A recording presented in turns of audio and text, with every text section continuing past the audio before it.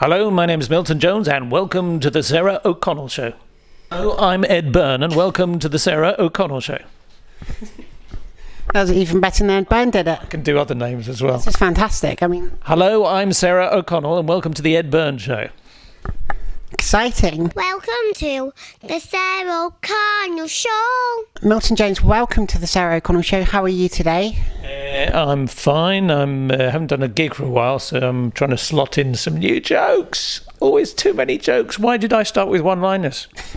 This just means you have to write thousands of jokes. I made a big mistake. Oh, well. It's going to be fun. I must ask, by the way, how on earth do you remember all of them? Like, do you have a method? Like, I can understand if you're doing, 10 minutes, you might be able to, but an hour and a half is difficult. I know. Well, I've got a good memory. That helps. Also, I do forget them sometimes. Yeah. But as long as I don't forget halfway through one particular joke, it's okay. So sometimes I'll get to the end of a show and I think, oh, I didn't do the one about that. As long as it's not a structural joke to the story, then it's fine, because there are lots of other jokes.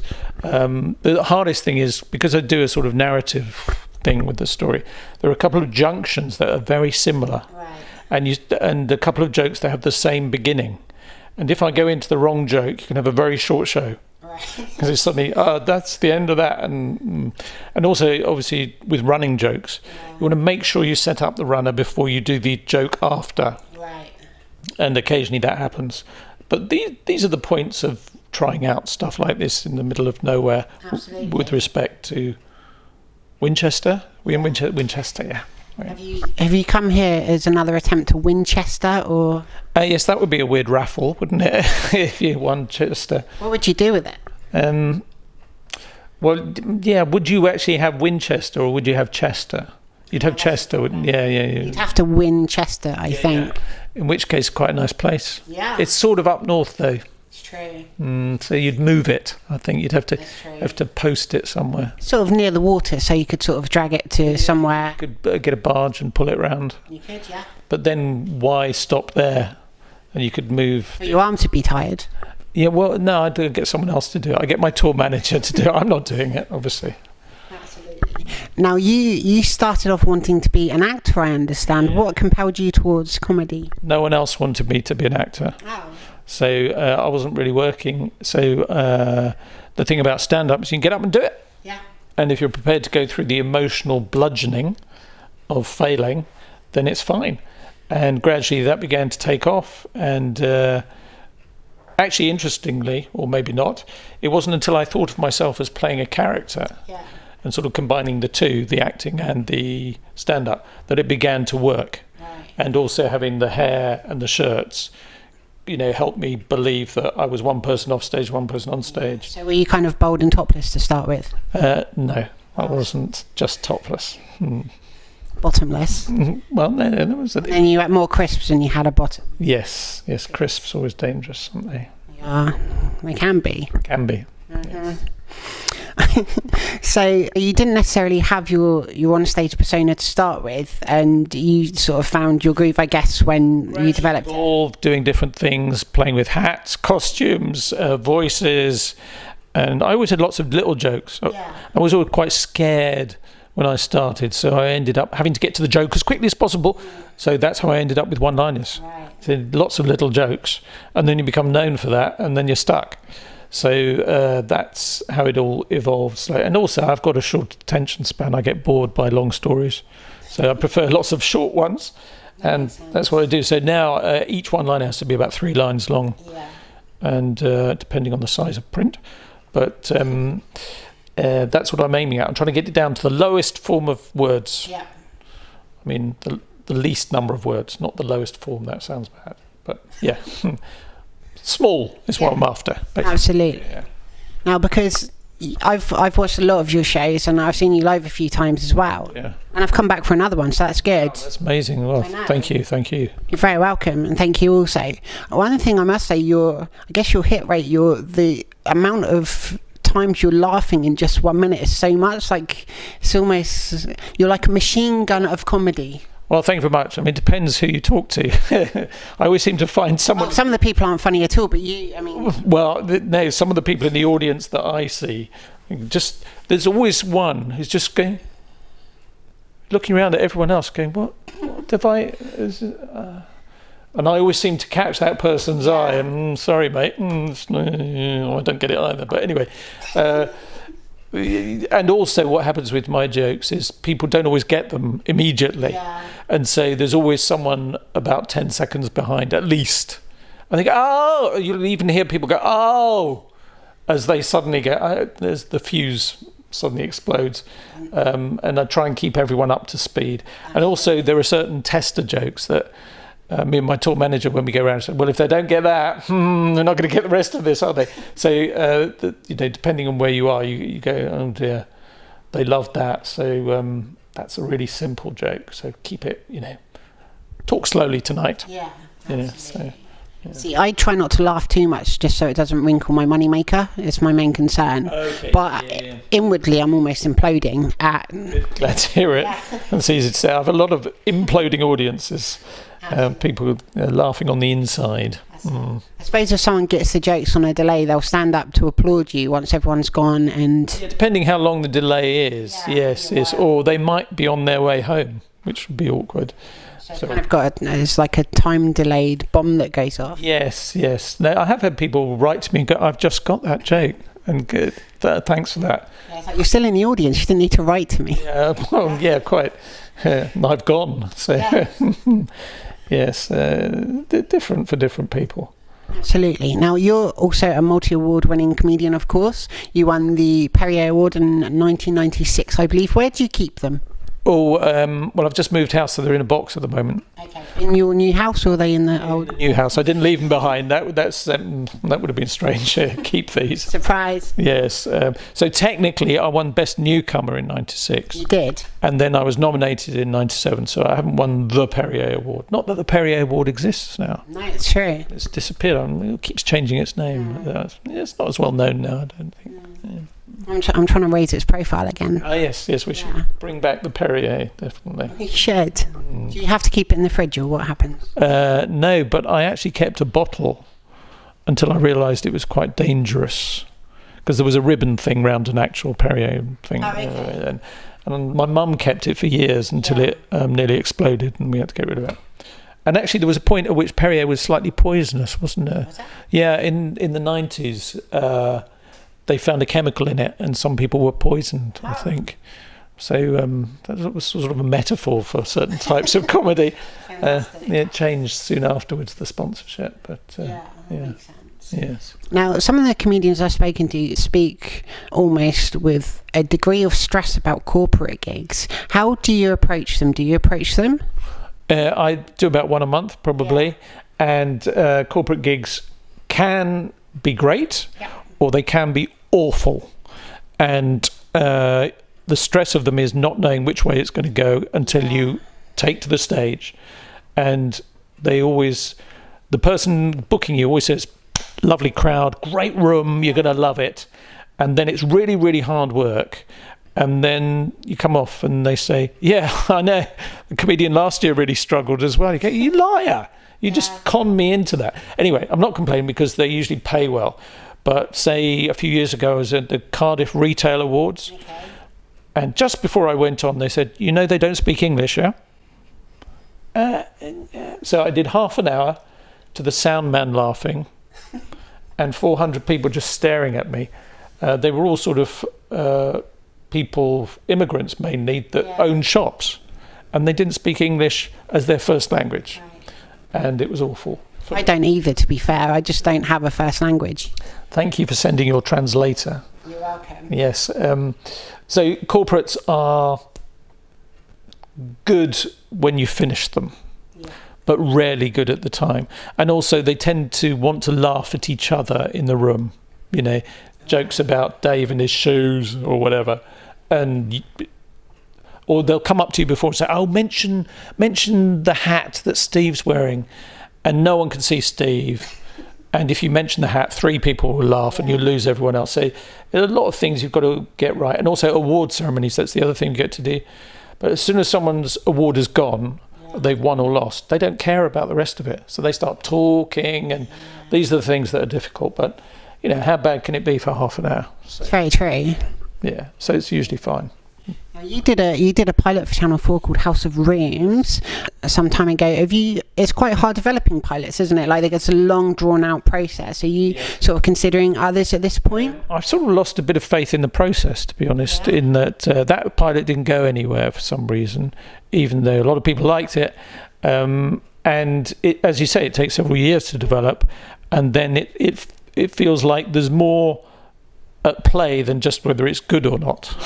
It's whether someone else has got something similar in development on another channel, or whoever's sitting on the throne at the time in the channel you're aiming at.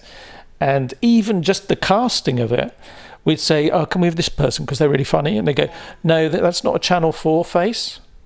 Can you pick Channel 4 people? You go, what do you mean Channel 4 face? What are you even talking about? They said, no, we want to push these people forward. You go, well, they're not very funny, or they don't look right. And so it was all, you had to pick the battles that you wanted. And you think, oh, I can't be bothered with all this politics. I'd much rather just go and try and make people laugh, which is what, hence you end up on tour a lot if you want to do that. So I'm not very good at meetings. I hate meetings because everyone, although people are acting and sort of within that, I just want to go, no, that's not funny. Or you end up trying to please people, which is just tiresome. Yeah, absolutely. Now, a very important question. You are, of course, a regular panellist on Mock the Week. What has been your favourite week to mock? Oh, actually, you'd think it would be like hilarious stories like David Cameron and the pig or something like that. But actually, or Donald Trump, but actually, if the story is already funny, it's actually quite hard to make it funnier because you just have to read out what happened. So often the best things are collaborative efforts that came out of nothing. Because obviously with Dara, he's reading an auto cue, but then he just goes sideways and starts talking about something else. And I think, hang on a minute, this wasn't in the news. And you just got to chip in. And so the best things are things that are spontaneous, I think, usually. And then it takes 2.5 hours to record a half-hour show. Yeah. So it's always interesting to see what's in the edit. I mean, I only watch it, to be fair, to see what they've used of mine, so I can use the other stuff later. But it's also odd that when I think I've done a bad show, I look at it and it looks all right. And when I think I've done a really good show, I look at it and it looks all right. So there's something about telly that just evens everything out and makes it all okay. And if it doesn't work, it won't be in the edit. I usually sit watching it going, say something. And eventually I do. But I always get to do the stand-up round. Yeah. Which means I am on my own and I can just do my jokes, which is great. Because otherwise you're trying to fight people. And most of what I say in Mock the Week is just trying to get a word in. Yeah. It's like 7 people trying to speak at once. And that's a bit annoying. Do they try and balance it out so that everyone sort of gets an even amount of coverage on the show? Sort of. I mean, you have to have said something in order to get even. And sometimes people go on, and it's really quite stressful the first time they go on because they don't know what comes next or where to stand or all these things, and they can sort of freeze a little bit under the lights, especially if they say something that doesn't work and the audience go, we don't know if you're funny or not, and you can feel them going, I don't know if I'm funny or not. But the thing is just to think about the edit. If it's not funny, it won't be in the edit, and just to be confident and come back with something else. Absolutely. Yeah. You've been on loads of other shows too, Michael McIntyre live at the Apollo. I saw you once hosting the weather on Good Morning Breakfast. Yeah. You end up doing, for publicity purposes, you end up doing all sorts of nonsense, which is interesting. You get to meet people you'd never have met before. Yeah. But then you just end up, what am I doing this early in the morning presenting the weather? What? How did this happen?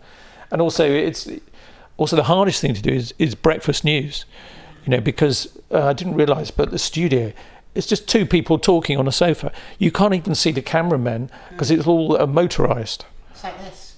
Exactly like this. Yeah. Yes. No, it's worse, far worse than this. In that it's just people talking about this level. So we'll go for the weather now, and then you try and do a joke. And in fact, it was Bill Turnbull, I think it was. He said, "I don't get it." I said, "Well, it's like this." "Oh, really?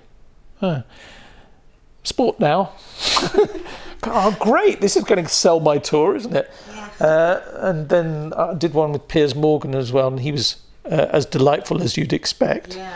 And just think, I'd much rather have an audience of 100 rather than 2 people who are sort of slightly plastic. Yeah, you don't get that feedback too, because there could be millions of people laughing at home while eating their cornflakes, but you can't hear them unless your window's open. Yeah, and it's 6:30 in the morning, so who'd be laughing anyway? So, Any people still up from the night before?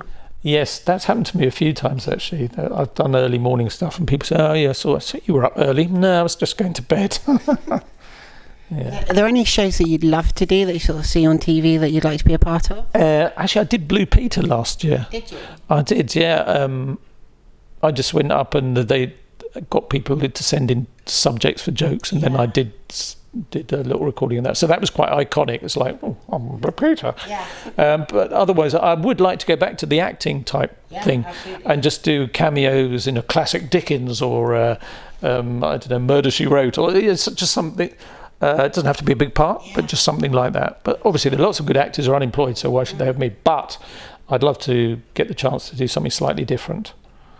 The trouble is, if ever I go up for an audition, it's always like the crazy neighbour next door, or something that's a bit like what my stage persona is like. But a bit of variety. Doing someone else's words would be nice as well, because I think stand-ups are good at what they're good at, but they rarely get asked to develop their other side that's weak. You trained in it though, didn't you? So it's not, people wouldn't necessarily know. I think I could do something, but we don't get directed very much.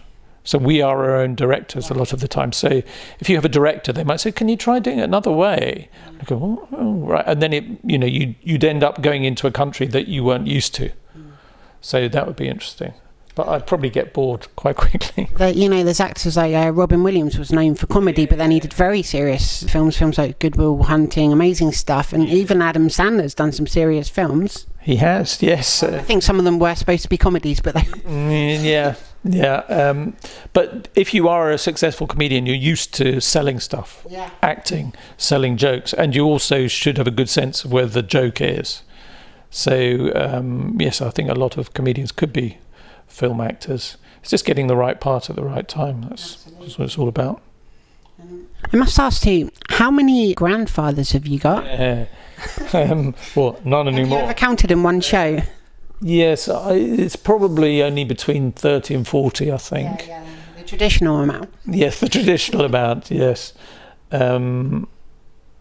Yes, and also I can adapt certain other jokes to be grandfather jokes if necessary. So, in a way, it's infinity number of grandfathers. Exciting. Yes, and now it's turned into I've got to do it in every show. Not the same jokes, but some kind of other grandfather type business. So, and quite often people shout at me, "Oh, well, your other granddad said that, didn't he?" Yes, yeah. Now, you've written several books, and I don't know what counts as several, because I think it's 3. It's more what becomes several. So you've written several books. A few pamphlets, yes. You have indeed. And you think of writing anything else? Is anything? Not really, no, not at the minute. I mean, I might, but to do a big book, it's a lot of work. Turns out it's a lot of work. Yeah. So unless you've got someone who says, "I will pay you money to do this," up front, then there's no real incentive to do it, because I know that it will take me a couple of years, and I'm very busy. Yeah. So, but it's quite nice to, and also books are changing now. Everyone with a photocopier has got a book. So the market is flooded to some extent, and it's all turning into other computery stuff anyway. Sure. So I'm just doing what's in front of me at the minute, rather than thinking about another book. Absolutely. Now, between, I think, 2009 and 2011, you contributed to about 10 episodes of Not Going Out. Oh, yes. Did you, because I think it's on series 10 now, did you imagine it at the time going that far? It doesn't surprise me in a way, because Lee works very hard on it. There's a good team behind it. He always tests it out in front of a live audience, which makes a big difference. So it's lasted well. I mean, now they're married, aren't they, in the show, and all that. So I'm not quite sure they end up in an old people's home in the end and will die. One of them dies. People can't go out. Yes, yes, never going out again. So why not? I think once you you get well known for doing something. It's quite hard to kill something off without someone dying, so it may well go on. And it's there are lots of jokes in it. Yeah. You know, one big criticism about a lot of sitcoms is there are not many jokes in it. It's all rather character stuff. But you can't accuse not going out of that. Exactly. Yeah, so... but I just became too busy with other stuff, so... And I thought, if I'm going to write a good joke, I want to use it. I'm going to give it to him. That makes sense. Tell us a fun fact, something we may not know about you, a piece of trivia. Have you got a party trick? Oh, no party tricks. No, not at all. I've got an old Type 2 VW camper van, you know, the old school, 1975, quite good condition. I'd like to charge off in that. What makes it camper? VW. Yeah, has it got a disco ball in it? Or? No, I see camper. Yeah, I see. I'm not used to jokes. So, Sorry. Yeah. No, it isn't camper in that sense, really. It needs a whole refit, sort of velour and yeah. Do you tour in it? Not tour comedy, no. No, it's not fast enough to do, and it makes a noise. So it's nice to look at there. So. I understand it's blue and white. Yes, and Mother Teresa. Called Mother Teresa, blue and white and old, and almost dead. Still helping out where it can. Yes, and running an orphanage. Fantastic. Yeah, it must be big enough to fit the people from an orphanage. Yeah. Children even. Yes. Yeah. Now, your new show is called Milton Impossible. What is it about? Is there an overarching theme? What can we expect? You'll be surprised to learn it's spy-based. Yep. And I came up with the title before the show, which was probably a mistake. If you did it afterwards, it'd be too late. It would be, but I thought that would make a good title. But then, of course, I had to write a load of spy story stuff and gadgets and all that. So that's what I've done, and that's what I'm in the process of doing. And I think it's coming together slowly. But obviously, the tour show is more like one of my radio shows that has a sort of story going through it, rather than, because if you do just jokes, it's fine for 15 minutes and then everyone goes they begin to zone out a bit, so you have to give them something else. So It's the pace up. yes, pace. It's all about pace. You've used overhead projectors before, and your granddad's come on stage to perform. Yes.